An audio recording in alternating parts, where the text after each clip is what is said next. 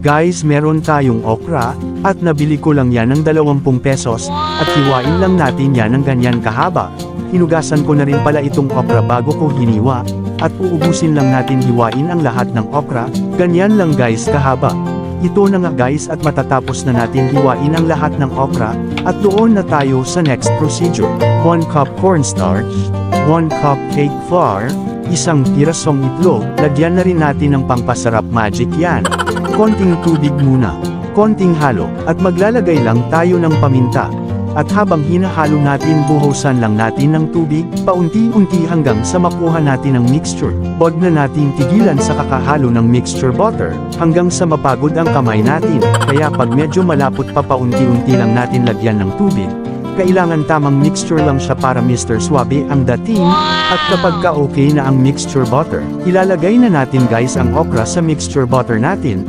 Ubusin na natin ilagay ang lahat ng okra. Pagkatapos ay hahalo-haluin lang natin guys, para malagyan lahat ng mixture butter ang lahat ng okra. Kapag okay na ang lahat ng okra na lagyan na natin ng mixture butter, diretso na agad yan sa mainit na mantika, iprito na natin yan guys. Isa-isa lang natin ilagay sa mantika ang okra guys. Para hindi magdikit-dikit masyado, nakatikim na ba kayo guys ng okra french fries? Kasi alam ko ang lagi natin natitikman na french fries ay patatas na french fries, kaya naisip ko, kung gawin ko kayang french fries itong okra, para maiba naman ang pagkakaluto sa okra.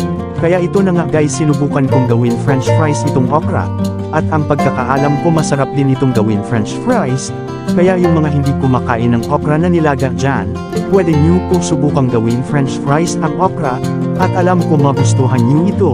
Simple lang gawin ito guys, alam ko kaya nyo din gawin ito. At ito na nga guys luto na, ang okra french fries natin, at lalagyan lang natin yan ng shower cheese powder. Halu-haluin lang natin yan, dadagdagan pa natin ng cheese powder yan, yung tamang-tama lang sa panlasa natin ng cheese powder na ilalagay natin.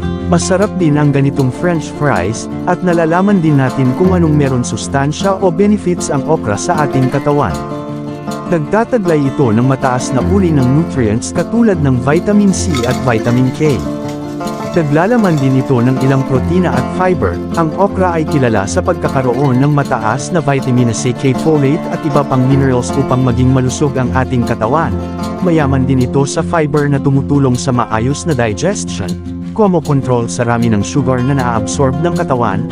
Kaya para sa akin guys, kung sa benepisyo sa katawan na gulay ang pag-uusapan sa okra na ako, at alam ko ang iba hindi rin kumakain ng okra, pero para sa akin the best itong okra french fries.